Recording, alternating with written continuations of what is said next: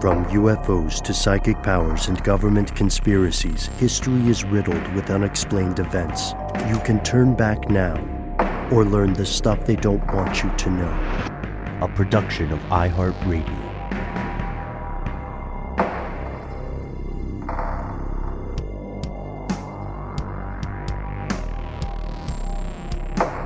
Hello, welcome back to the show. My name is Matt. Our colleague Noel is not here today, but he will be returning very soon. They call me Ben. We are joined, as always, with our super producer, Alexis, codenamed Doc Holliday Jackson.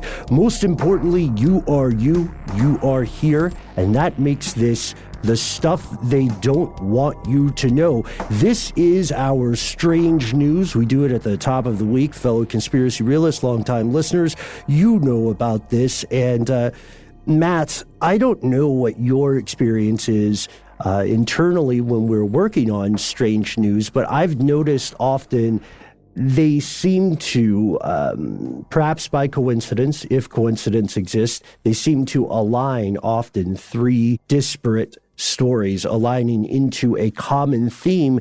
And today's episode, in a very weird way, is about employment. The common theme is about jobs. And it's not in the boring or super depressing way that you hear about in the news so often. You know, you've seen, Matt, I know you and Doc and I have seen this, but everybody's probably seen the various sides of the employment debate going on here in the U.S., right? Well, yeah, and we can see this working with the strike that was supposed to happen within the film industry today. But I believe, correct me if I'm wrong here, but I believe as we're recording this, there is no strike happening right now because they've come to terms? Not yet. No strike has happened yet. Okay. But the two organizations at play did come to some terms. I think they got some deal, but not. I don't want to call out any of the specific people I've been talking with regarding this, but didn't get everything they wanted. IATSE didn't, from AMPTP. That's the group of producers here. And the question right now still is, will IATSE accept what has been offered? And if you look at what's been offered, it's stuff that a lot of people would just kind of expect in any other job or industry. You know what I mean? They're not getting like Fabergé eggs or magic wands or anything like that. They're just asking to get overtime when they have to work overtime and to get, guaranteed time off work so people aren't in physical danger trying to drive to and from their work sites. So that's still happening. That's something a lot of us think about, but we also here in the West think about things like the short-handedness of so many what are unfairly called service level or retail level positions, right? Recently, a couple of companies made the news because they were so short-staffed, they asked their executive level folks to get in the trenches and actually cook some food. Did you hear about that one? Oh, yeah.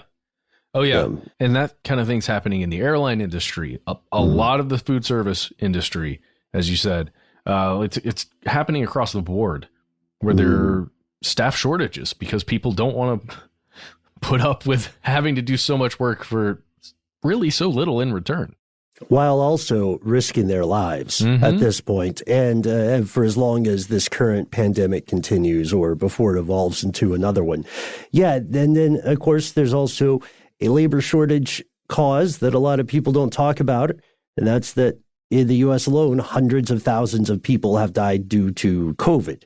And these people, many of them, would have also had a job or something. So we're going in a bunch of different directions here, but I think we both were surprised to find that without intention, which is another magical concept, we have made a strange news for you today, folks, that is about employment from all sorts of angles, hopefully two that you will not expect.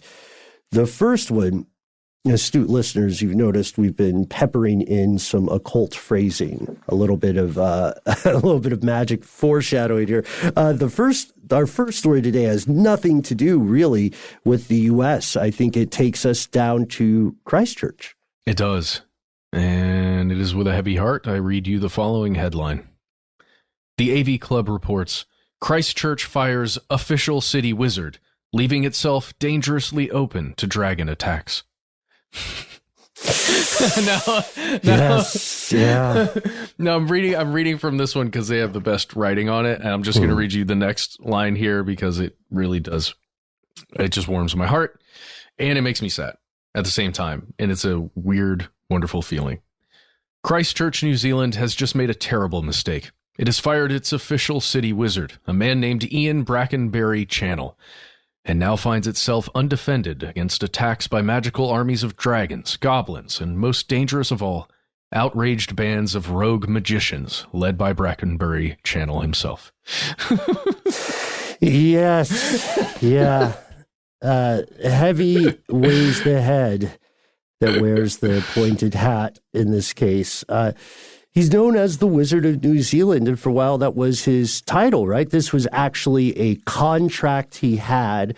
And, you know, I want to go out on a limb, or shall I say a broomstick here, Matt, and say that I don't think he was in it for the money. I think Channel was motivated by something beyond financial requirements, because he wasn't making that much, right? He was only making about 16,000 AUS, Australian, a year, right? That's correct. It equates about 10,000, roughly, US dollars a year. I guess we can just jump right in. We're talking about this not because it's stuff they don't want you to know. We're talking about it because there really was an official wizard of New Zealand for 23 years on the books, getting paid to do wizarding stuff for the country. And we were going to talk about the official piece of paper that was given to him by the prime minister in, I think, what was it, 1990? Yeah, because he's been active for a while, right? For like 2 decades. Oh, yeah. He's been in Christchurch for a long time out there in New Zealand around this specific square where he would basically soapbox to anyone and everyone that came by. And he would preach his particular brand of contrarianism. It was meant to be funny. It was meant to be thought-provoking and, you know, stir the pot a little bit.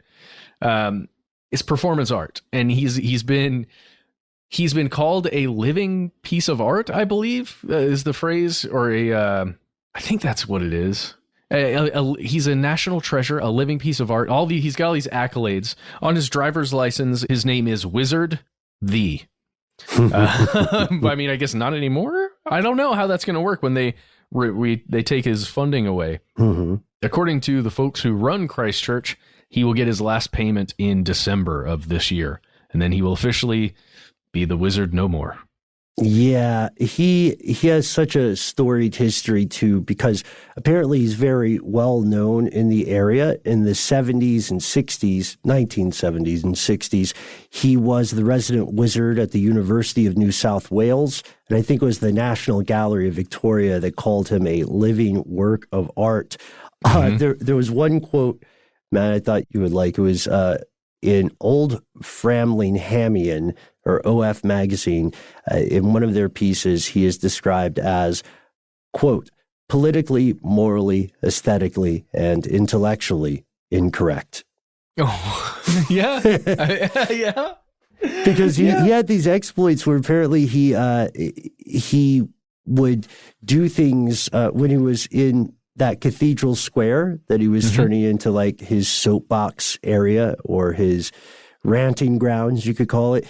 He was threatened with arrest in the beginning, but he kept doing these outrageous things to get around the accusations or the charges against him. Like, he would speak wearing a gas mask so no one could hear him. He would speak in made-up languages. He would just pretend to speak but not say anything, kind of miming. And then he one time also spoke in French and used a blackboard. It's a very, very strange part of the world. You know what I mean? But it's performance art, and I got to say, I love it. Like, I love this concept. He's quite a smart fellow. went to school in several places across Europe and studied psychology and I forget he has another sociology of sociology. Art. Yeah. And so, I mean, he's got a lot going on up here. He is like, I don't know this person, this wizard, but he has this contrarian thing. And I think that's a big part of his philosophy and what he speaks about. Mm-hmm. And he uses this contrarianism. He wields it well to kind of jab people where it hurts. So he got on a bit of a men's rights trip, I would say, for quite a while there. And it was reported on, I think starting in the early 2000s, you can actually see YouTube videos of him being interviewed by various morning shows in the US as well as New Zealand television shows. And he says things that you probably don't want to be saying. You don't want to be thinking them, but you probably don't want to be saying them on television. Not a great idea. That is apparently what has led to him being let go. That need to kind of push the envelope, let's say, based on his beliefs. Yeah, and I agree, because we can have fun going back and forth with the specific escapades of eccentricity, right? Mm-hmm. Throughout his history. There's no shortage of those. Matt, before we get to where the wizarding rubber really hits the road here, I think it's important for us to say that he seemed to be anti-authoritarian to the point where, or just contrarian in general, to the point where he wanted to be a source of controversy and perhaps at times didn't care what that controversy might be. There was a book in 1991 called Seizures of Youth, the 60s in Australia, and the authors there say that he got his first post as the wizard of that university just because the faculty wanted to defuse the conflict they had with him over him getting sacked and getting fired from his PhD program, while they also would provide a non-threatening focus for student activities on campus. So this guy is like, from his mind, he's gotten out of these sorts of situations before. But this seems different also because he wasn't just being like a fiddle-dee-dee, wizardry is fun type of dude. He said some really, unfortunately, really mundane and really dumb stuff. Yes, that is correct. And just to stay on what you're talking about, Ben, what he would do if you have a problem with him, there's a conflict that you have with the wizard, he will bring his stepladder, his very large stepladder. He'll set it down in a public place where you can't stop him from talking and just speak and stay there. And then he'll leave and come back the next day and just keep doing it. I have a feeling that's why a lot of things came to him and got done. Apparently the folks that run Christchurch didn't like him hanging out in the square all the time, having all these large crowds gathering around him and kind of taking away really from everything else that's going on down there from the historic part of Christchurch. But then they just kind of gave in because he and his ladder never left. Yeah. He had this kind of idea that if you stayed where you were, if you didn't give an inch, and if the quote unquote territory that you appeared to be protecting was so esoteric and maybe not really applicable to the day-to-day lives of a lot of people, then they would eventually just say, we have more worldly fish to fry, and we'll let this guy ramble on. And then eventually, at least in Christchurch, he became kind of a fixture. You know what I mean? Mm-hmm. There's a meme that was making around a little while ago, or I say meme, it was just somebody talking on the internet, which is its own public square. And they pointed out something I thought was so astute. Everybody has every city, at least past a certain size, has its collection of eccentric public characters. Like we had Baton Bob here in Atlanta. We've also got the Iron Man. If you're ever lucky enough to see him, there's a guy who made like his own Iron Man suit, Iron Man inspired exoskeleton. These eccentric characters, when they're not doing harm to the public, are actually one of those things that makes living in a place beautiful and unique.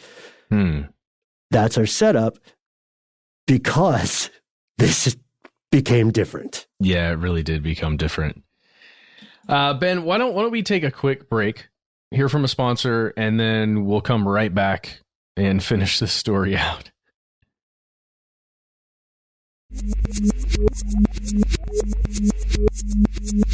And we're back. Ben, I'm going to, before we say what he said, that got him essentially canceled and had to leave his post as Wizard of Christchurch / all of New Zealand, let's talk about this 1990 message he got from the Prime Minister of New Zealand. I'm going to read this to you. It says, "Dear Wizard," this is the Prime Minister writing to the Wizard. "I enjoyed bumping into you at the Christchurch Arts Centre last Saturday morning. It occurs to me that you are currently the Wizard of Christchurch exclusively. As a loyal Christchurch MP, I am pleased about that. But as Prime Minister, I am concerned that your wizardry is not officially at the disposal of the entire nation. I suggest, therefore, that you should urgently consider my suggestion that you become the Wizard of New Zealand, Antarctica, and relevant offshore areas. You will appreciate that this will entail becoming a national treasure, and no doubt there will be implications in the area of spells, blessings, curses, and other supernatural matters that are beyond the competence of mere prime ministers." And this was, you said 1990, right? Yes. This is after a series of like public events. Just, I think 2 years later is when he gets the driver's license award. Well, I call it an award, a customized award that said, Wizard the, as you described earlier. He also had done stuff like he tried to resign in 1984 because he blamed a miscast spell on the loss of a local rugby team, or the Canterbury rugby team. Oh. And the city council and the people of Christchurch had a wizard-a-thon and established a wizard trust to help him continue in the performance of his duties. So I know, for a guy who hates bureaucracy, bureaucracy seems to be a big fan of him, right? So yeah, I think what we're doing here is we're establishing, like, he also got special, he was given something called the Newman Award back in '89, right? Just because of what was phrased as his service in the New Zealand tourism industry. Yeah. So huge people for liked tourism. him. Yeah. People loved him. And in the early 90s, I think 92, 93, he performed a series of rain dances for New Zealand. And I think 2 out of 3 were effective. The second one, it started pouring rain immediately after he got splashed with water as a part of this ritual. And then the skies opened up. I mean, it's just coincidence, I'm sure. And we didn't even talk about, he has a freaking Queen's Service Medal from Queen Elizabeth. Oh, that's right. Yeah, we were talking about this off air. Yeah. The dude in 2009 was awarded that. The Queen's Service Medal. She loves wizards. It's an established fact. She does. Merlin, could not be reached for comment with regards to this, but I do have a Black Mirror on hand to scry from. So hopefully we'll make that work a little later. All right. So people obviously liked him. He was well known. He was just kind of an oddity, but he said some things. He went on a comedy show, at least according to The Guardian, and what else? Stuff.co.nz and all of these other places. They say that he said some things specifically about, it was a joke, I believe. I can't speak to him. I believe he made a joke about hitting women. And this is really bad. I'm going to read. Should I read it, Ben? You should. Yeah. Okay. Just to be on the safe side, this is the quote that was the impetus for the public to turn against him. This also is a description of things that are generally thought to be objectionable. Correct. Here is the quote. He says, "I love women. I forgive them all the time. I've never struck one yet. Never strike a woman because they bruise too easily is the first thing, and they'll tell the neighbors and their friends, and then you're in big trouble." Oops, you're in big trouble. Yeah, so this So here's the idea. If this guy is kind of purposely being controversial for most of his, most of his time as a public figure, which very much is this like a foray into stand-up comedy? Is this one of those like supposed to be a nod and a wink, edgy Netflix special type comments, or what? Well, see, I went back through YouTube. You can find interviews with this guy going back decades. Seriously, on morning shows all over the place. There's one from Good Morning America. It says 2009 is when it was posted, but that's when it was posted to YouTube. I can't find the actual title of when this clip was made, but it's him speaking when he's quite a bit younger and making jokes about the same kind of thing. Men's rights specifically is what he's saying. Right. And then you can see later clips of him from the past 10 years where he's doing the same kind of spiel. I would recommend everyone search Wizard of New Zealand Feminists on YouTube, and you will see his, I guess it is comedy bent, like his brand of trying to be funny. Yeah. And in any case, it's not the right thing to do.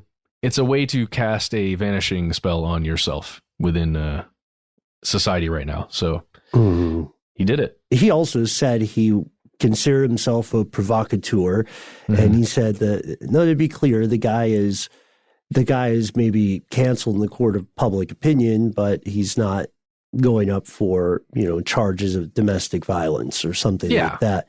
He said the council, I think the Guardian article you mentioned quotes this, the council had decided to stop paying him because he did not fit the quote-unquote vibes of the city.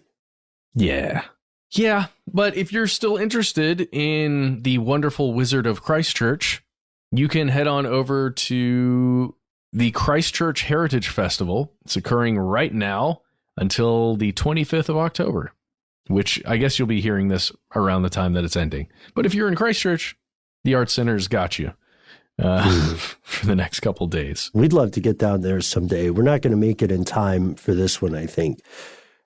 Partially because the flight's so long. Oh, it ends the day this episode comes out, Ben. Oh, okay.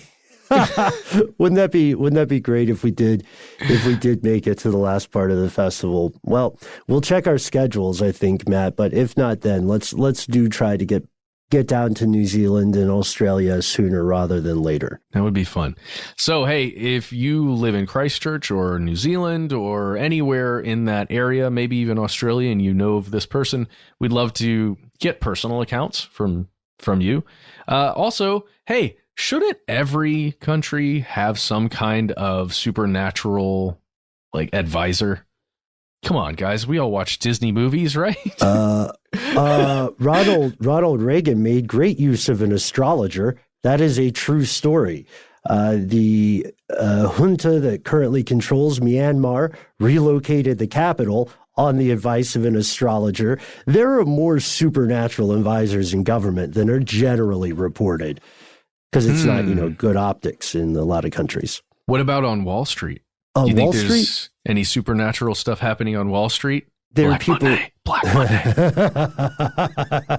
I have no comment, though. I imagine Jonathan Hickman does. But not for nothing, are there people called Wizards of Wall Street, right? Or they've even called themselves at times Masters of the Universe. But you have to ask, when you get into the world of predictive AI and the difference of nanoseconds separating you from profit or loss, you have to ask yourself, at what point is that not something like the occult? Which just means hidden. And our next story is pivoting to the world of technology, which we did an okay segue by pointing us to Wall Street there, Matt. I thought that was well done. Now we're going to the future. It's a future that you and I predicted many years ago, and many other people predicted even earlier than us. It is not good news. You should not be happy about this. I am not being alarmist. You should be, Doc, please give me an edit here. You should be freaked the out.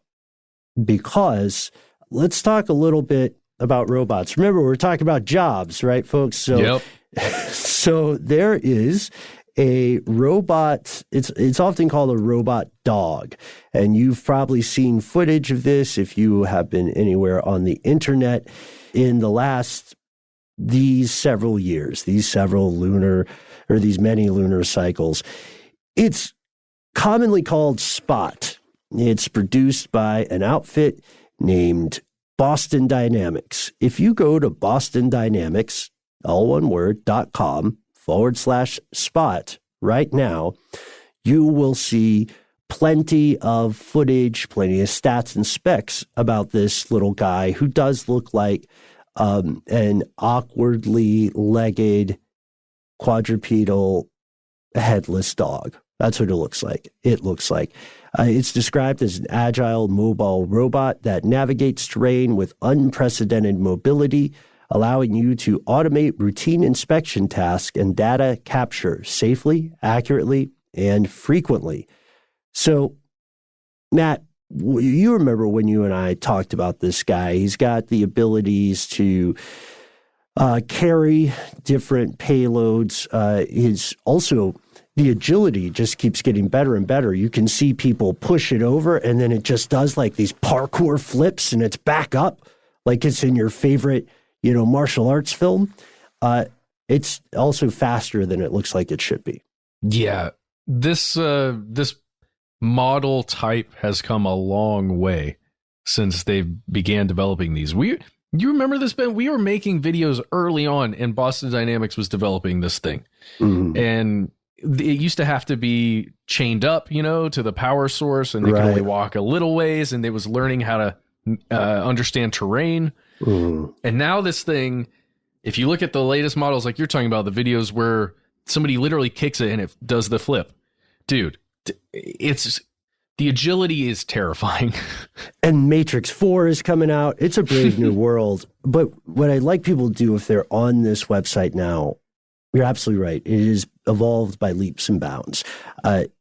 If you scroll all the way down past where it says, here are some of our customers, which include places like JPL, Jet Propulsion Laboratory, you go down and you'll see something that says industries. And the first industries you'll see are construction. That makes sense. Oil and gas also makes sense. Power and utilities and mining, both of which make sense. There's a little tab you can hit that says more industries. And that's where you see manufacturing. That's where you see entertainment. That's where you see the research, and then public safety. Now, you can't click on any of these industries because, astute listeners, you might have noticed that one of those is going to be controversial, however vaguely phrased. Public safety. Public safety. Now, I can understand what they mean when it comes to, like, if you imagine a bomb sniffing robot or however the industry refers to those machines, right? That go up and have sensors on them to detect whether or not there's actually an explosive device. That makes sense. That's public safety. Is that what we're talking about? Publicly, yes. That is the kind of safety they're talking about. The public safety. The public version of public safety. So why are we saying the public version of public safety as though there is more than one definition at play here? We'll pause for a word from our sponsors, and unless Spot busts into our respective studios, the three of us are going to return and tell you exactly what we mean and why you should be freaked out. Wait, what's Spot going to do? Here, boy.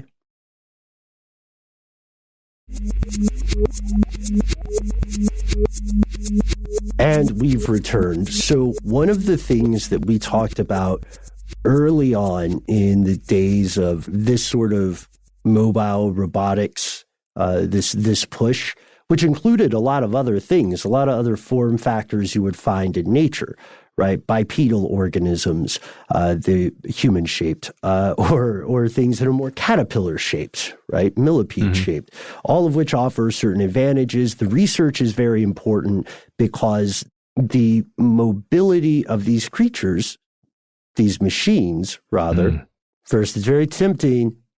to, do some version of anthropomorphizing them. But these designs, these form factors can be enormously advantageous for the exploration of environments that are tough for human beings, like the moon, like Mars, like the bottom of the ocean, places like that.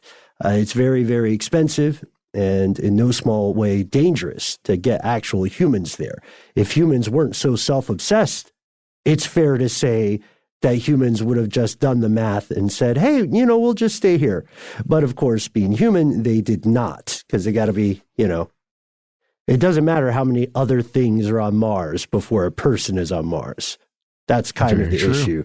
And, I get it. But we predicted the potential problems, the potential disasters of having something like this. One of the first things that I recall you saying about it, Matt, was that this was inevitably leading us into a world, maybe far away, maybe not so far away, where autonomous vehicles became the norm in warfare, and not just in warfare, but maybe in law enforcement, maybe in any kind of conflict. That is the kind of public safety that people have been warning about, that definition, not the public version of public safety that's on the Boston Dynamics website, but what happens when a pack of these things rolls up and they're sicked on a group of people, for lack of a better word. Those people can't really, can they hope the thing has a camera on it and say, no, this is a wedding party, not a group of terrorists? Yeah. That's what we were worried about, folks, a while back, and now it's happened. Just give you the headline for, let's go to futurism.com. They strapped a sniper rifle to a robot dog. It's what experts have been warning about for years. God. What a headline. Dude, beautiful headlines today, all you journalists and writers out there. Thank you. Yeah, I don't know if you guys switched iced coffee or what, but it is working. So this is very much a real problem. The thing that is on it is called a SPUR, Special Purpose Unmanned Rifle. And it was demonstrated at the Association of the U.S. Army's annual convention in Washington, D.C., just earlier this week. And it is a sniper rifle mounted on this quadruped robot. You can see many photographs of it. You can see video as well. The SPUR, that specific firearm, is the components overall. It's a 10-shot rifle, a 30-power zoom. Right now, people are quick to say, look, this isn't AI. This is unmanned, but it's not autonomous. A human operator has to command it to fire, similar to the way a human operator would run a drone. That's how it is now. Yeah. It's like the rifle that was mounted in the back of that truck bed from a story not long ago where it came out that Mossad assassinated an Iranian nuclear scientist when they were not in country, but they were operating a sniper rifle through remote control. Yeah. And this sniper rifle is capable, we can get into the specs of it, but it's capable of engaging a target that is as far away as 3/4 of a mile. So how fast can you run, folks? God, is this thing an actual Boston Dynamics one, or is it one that is like based on that? They're working. Design? They're working with, I think, the Ghost Robotics Vision 60 quadruped, and it's coming from an outfit called Sword. Okay, got it. So this is not the Boston Dynamics spot. That's a really good point. Ghost Robotics is based in Philadelphia, but if you look at their form factors, they have a lot in common, and by necessity, they're going to have a lot of the same mechanisms. Mm-hmm. It looks almost identical. Right. Kind of like Tyco Super Bricks and Legos or whatever, but the Vision 60 robots were spotted in a U.S. Air Force exercise in 2020. So they're being considered for active deployment in some degree. This rifle, this 10-shot rifle, is chambered inside a 6.5 millimeter Creedmoor. The Creedmoor is known for being kind of a hit what you see round at longer ranges in some ways. So they contrast it to things like the .308 Winchester. But the idea is that this scope, which is thermal also, will help a human operator be able to clearly make a decision on whether or not to fire or engage. And that misses a lot of variables. I mean, also I should say this Air Force thing, which was at Nellis Air Force Base, both Spot and the Vision 60 were together. Like they were both involved in the exercise. And both of them can do a lot of the same things. It's a Pepsi Coke comparison. That might be even better. They can climb staircases. They can do their parkour flips if they get knocked over. They can both carry the same amount of payload. That's a little more than 30 pounds. They both have, they're both not super duper fast. They're just faster than they look like they should be because they're kind of awkward, you know? But eventually, Ghost Robotics is saying the Vision 60 will be able to go, will be able to sprint at 6.71 miles per hour. Why does that matter? Because a human who is not Usain Bolt can run about 8 miles an hour. And the fastest any sprinter has ever run, documented, was Usain Bolt, who just for like a very small amount of time was running at about 27.5 miles an hour. Oh my gosh. So that might make you say, hey, I'll be okay. I'll be able to, stay safe from these robotic attack dogs if I hang with Usain Bolt. But no, Usain Bolt is the worst person for you to hang with in that situation. It's like the old joke about the bear, right? Yeah. He's gone. Like the bears.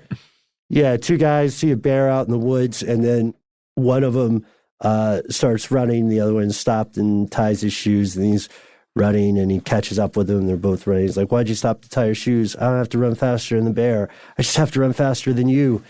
Da-da-da-da-da. So this, exactly. So there's levity here, but the issue is that what we're seeing is a series of eroding promises and standards, right? And the erosion of assumptions or the disproving of assumptions. Like we know this can't, right now they're saying, yes, it will always be a human operator, but there's not really a law against it being autonomous at this point because the legislation hasn't caught up with the technology. And so I would want to ask you and ask our fellow conspiracy realist here, do you think this will always be human guided, or will it eventually turn into something autonomous? Yeah, I don't see any reason why it wouldn't become autonomous, just with the way, general trends are going. And Ben, I was just thinking about this. The conversations we were having about these things early on because of their association with DARPA and some of these other weapons manufacturers and researchers and the same money coming from grants from the government. It's all going there. We knew these were going to be weapons. That's why they were being developed. Eventually, they will become weapons, like most high-tech things. Or at least they started as weapons originally. I don't know. Right. Maybe that's pessimistic.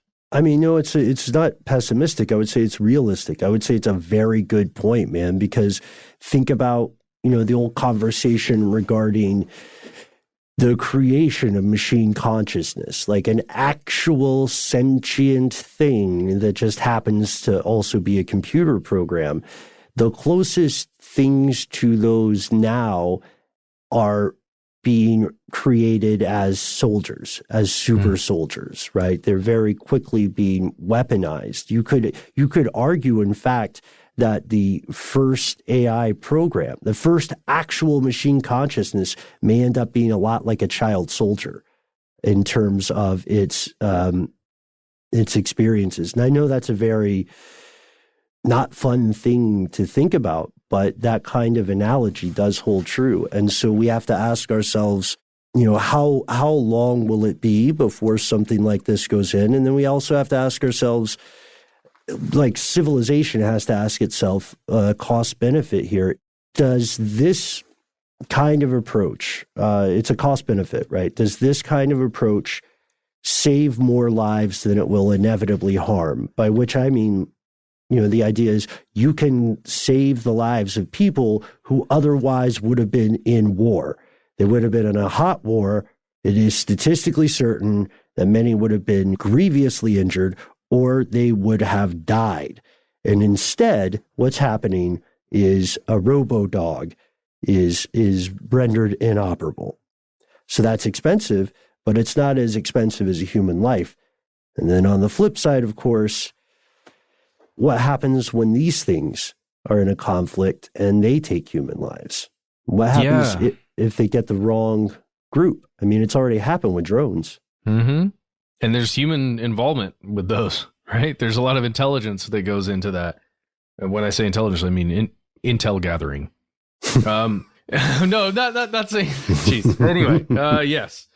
I just had this vision, Ben, of all of these robots that have these, metals that we just talked about in a couple episodes previous that we have to gather from the bottom of the ocean or the moon or from asteroids because we're running out of some of these precious metals that have to go into these machines and the chips, and all that stuff. I'm just seeing the future wars based on the fact that each superpower needs to create more robots so that they can fight each other on some battlefield where all the humans suffer in that region. Ugh. That's true. And it's something that people need to be aware of. So the truth of the matter is that this kind of news can get a political slant, right? Or it can get a nationalistic slant of some sort. And neither of those are particularly helpful. The future is coming. And the future, this kind of future, I'm not sure the best way to say this. Imagine you live, like Matt said, in a country that is war-torn and has been so for years, decades, or in some cases, generations. It doesn't really matter who the president or the premier or the prime minister of another country is. Doesn't matter what kind of names change, because in no cases have those stopped the bombs from falling. So these, and also we have to be clear, these innovations are being made by wealthy countries. And these innovations are going to hit the ground in already disadvantaged countries. Now, will they be a boon for things like domestic law enforcement? Sure, maybe. Will there be a future where it's legal for a private citizen to have a robo-dog with a gun on it? You know what I mean? Just kind of prancing around, and I'll say it too. I very rarely use this word, but they're cute, right? And just kind of jumping around in the front yard until somebody crosses the line or something. That's very much the reality we're headed to, and it's a question that if history is any precedent, it's a question that we're going to answer as a civilization far too late to prevent any unnecessary chaos. So with that, what do you all think? Is it cost benefit? Is it better to have these things out there? Is there any way to step back from the precipice? Or do you, like my equally pessimistic, very close friend, Ride or Die Matt Frederick, do you, like us, believe that this is already happening? We're just on the roller coaster hearing that as you get to the top of the hill. That's where we're at. That's where I think we're at on the ride. I just went to Six Flags, and the only ride I was able to get on was the Great American Scream Machine. No, I almost died on that thing. The wooden one? Yeah. Okay. Yeah. I just had a vision of that old rickety wooden thing. Yes. And we're just all on it, just clinking up. We have no idea how much our head and back is going to hurt. Let's also point out somebody died on a roller coaster in Six Flags a number of years ago. It was called Z-Force. Yeah. Yeah.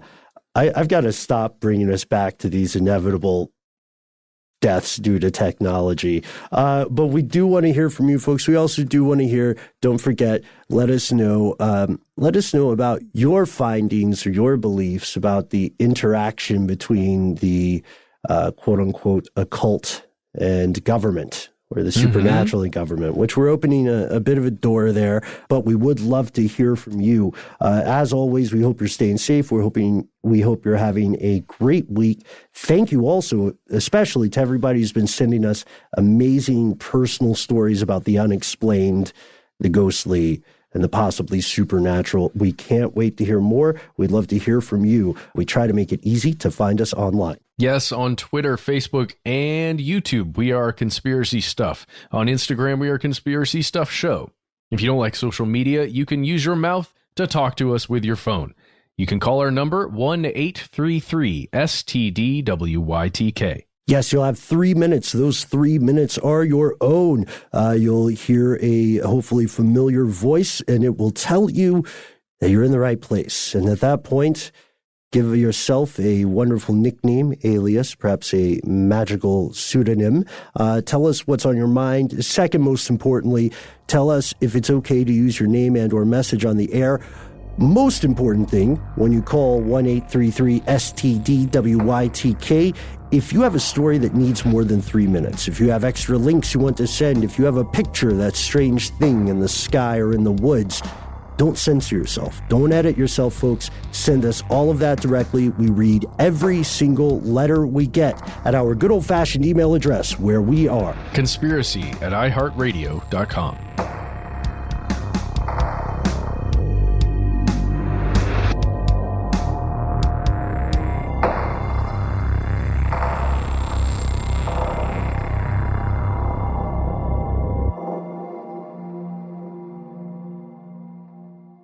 Stuff They Don't Want You to Know is a production of iHeartRadio. For more podcasts from iHeartRadio, visit the iHeartRadio app, Apple Podcasts, or wherever you listen to your favorite shows.